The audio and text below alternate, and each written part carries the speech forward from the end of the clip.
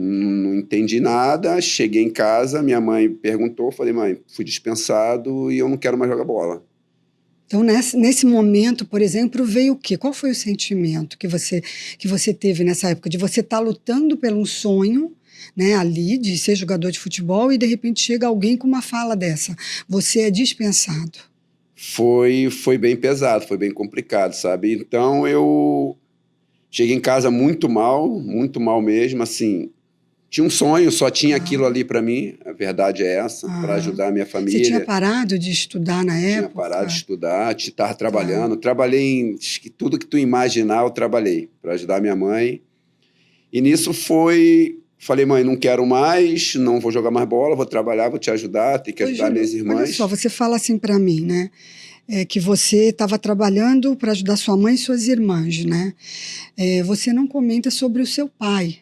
Ele estava presente nessa época ou não? Meu pai e minha mãe se separou, eu tinha 6 anos, né? Tá. Só que assim, eles tinham uma relação de amizade muito boa. Tá. Só que meu pai morava fora e não ajudava a gente, entendeu? Amo meu pai já faleceu, mas não ajudava a gente.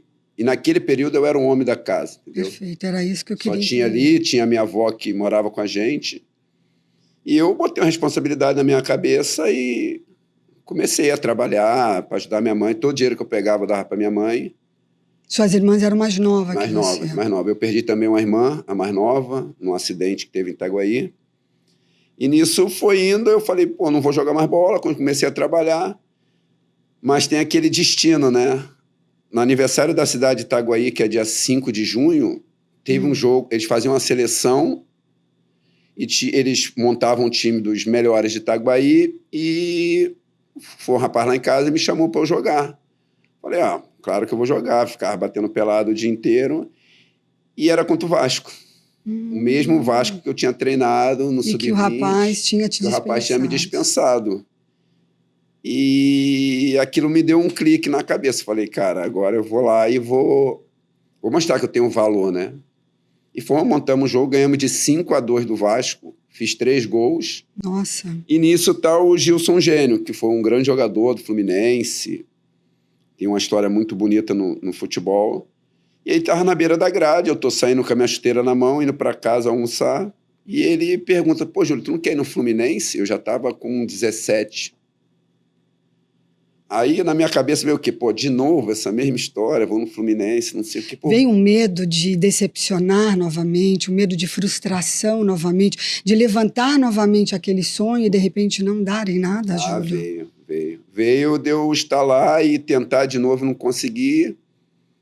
E, assim, na mesma hora, veio assim, eu vou, mas é minha última tentativa, não vou tentar mais, preciso ajudar em casa. E falei com a minha mãe me deu maior apoio, né? Falei, pô, vai, vamos lá, segunda-feira. E nisso começa a minha história, chego no Fluminense 6 horas da manhã e o treino era 9. Aí eu chego assim, o CT de Xerém completamente escuro e o porteiro que estava na época falou para mim, pô, você está fazendo o que aqui? Eu falei, cara, eu vim treinar. E ele estava meio sonolento, né? Eu falei, vim treinar. Ele olhou para a rua, não tinha ninguém. Aí acho que ele ficou com a pena de mim e falou, tu senta aqui que eu vou dormir um pouquinho ali, tu pode cochilar um pouquinho. Esse era o quê? O segurança lá do CT? Era o segurança. E eu fiquei cochilando com segurança até as 9 horas, porque eu não sabia, eu tava com medo de perder o horário, né? Isso já era, então, a base, né? A base do Fluminense em Xerém. Fluminense, em Xerém. Tá. E nisso desceu os meninos lá, eu troquei de roupa, fui treinar, e nisso tinha o Pinheiro, que era um treinador, jogou Copa do Mundo, tudo. E ele tinha umas histórias que ele pegava a gaiola dele de passarinho, ia para os matos de Xerém, dividia os meninos e deixava jogando. E eu fui jogar. Na mesma hora, fui muito bem lá e tudo. Ele mandou voltar no outro dia, fui bem de novo. E acontece Fluminense. Aí eu passei. Aí contei a história para minha mãe ficou super feliz. E quanto tempo durou essa, vamos dizer assim, essa peneira? A peneira foi bem rápido. Foi rápido, porque eles estavam montando o time. E eu estava bem, não tinha... A parte física era... Como não treinava, só jogava pelada e atrapalhou um pouquinho, mas isso eu sabia que eu ia ganhar com o tempo. E quando ele me aprovou, que eu fui para lá, e eu fiquei muito tempo, assim, Xerém, Itaguaí, Xerém, sabe? Uhum. E a gente pegava muito dinheiro emprestado com muita gente. Muita Você está gente. dizendo a gente, a sua família, Eu, a minha sua mãe.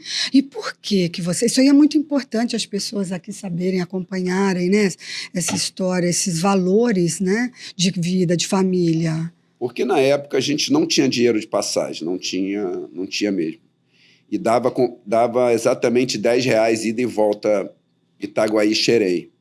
E nisso eu jogava num time que um amigo meu montou lá em Itaguaí, que ele pagava R$ 20 pra gente jogar. E eu jogava. Pô, quando a gente perdia, eu entrava em desespero, né? Que eram os 20 já contando 2 semanas. Caramba! Você jogava para ganhar ali um dinheirinho para poder pagar sua passagem para você. Passagem para ir pro treino. Para ir para o treino em Xerém. E eu saía às 3h30 da manhã, porque eu não podia sair mais tarde, que a primeira van era a que eu pegava. E nesse período todo, o motorista já sabia, eu sentava no fundo e falava, ó, quando eu chegar na passarela tal, tu me acorda, porque já tenho que descer para ir para Xerém. E ele sempre fazia isso. Ô, Júlio, você está contando uma história de muita, sabe, de muita persistência, sabe, motivação, de luta, de garra na busca dos seus sonhos, né? Isso é muito importante, né? É porque você tem que ter, né? Tem que ter. Não basta só querer. Eu quero ser jogador de futebol. Não basta só isso, né? É o que eu falo, né? Quando tu quer uma coisa, tu tem que tentar fazer o melhor possível, né? Fazer o bem feito, porque tem sempre alguém olhando. E eu, hoje mais velho, por tudo que eu fiz, que eu conquistei, eu sei que eu fiz. Eu sei que eu treinava a 100%. Dificilmente eu saía de treino, dificilmente eu falava que estava com dor. Já joguei, já treinei muitas mesmo vezes. Com dor, mesmo ali. Porque eu sabia que aquilo dali era o meu futuro. Tá. Eu não tenho estudo. Minha mãe trabalha no restaurante até hoje. Minhas irmãs estudaram, mas também trabalham. E a gente passou uma dificuldade muito grande em Itaguaí. Muito, muito grande. Isso é até a gente fala muito de motivação, sabe, Júlio? Em termos do esporte, né? Tem aquela coisa, o que te motiva, o que faz... eu posso dizer que a motivação na sua vida foi o seu cuidado com a sua família, foi o amor e o carinho pela sua mãe, pelas suas irmãs e o querer dar para elas, no caso, né? Bem-estar de vida, melhores condições. Podemos dizer que um dos motivos da sua motivação foi essa? Com certeza foi o maior. O maior de todos. A gente passou um período morando num bequinho que quando encheu o rio, a água levou a parede de trás de casa. Levou. Eu até brinquei com a minha mãe, falei, pô, a gente parece que tá morando num cenário de televisão, né? Que não tem a parte de trás. E naquele dia... todos os outros familiares veio para nossa casa, porque a casa deles encheram d'água. Nossa, então mesmo a sua casa, levando a parede de trás, ainda era um dos lugares seguros ali que estava praticamente toda a nossa família ali. Toda a sua família. Saiu a parede de trás do quarto da minha mãe, a parede da sala estava trincando, como meus tios não foram profissionais, mas agora foram pedreiros, eles... fizeram uma gambiarra lá e seguraram a casa. Mas assim, a casa estava completamente cheia. Meus primos, meus tios, minhas tias, a casa foi um abrigo ali para todo mundo. E que história linda, né, de superação, vocês todos juntos.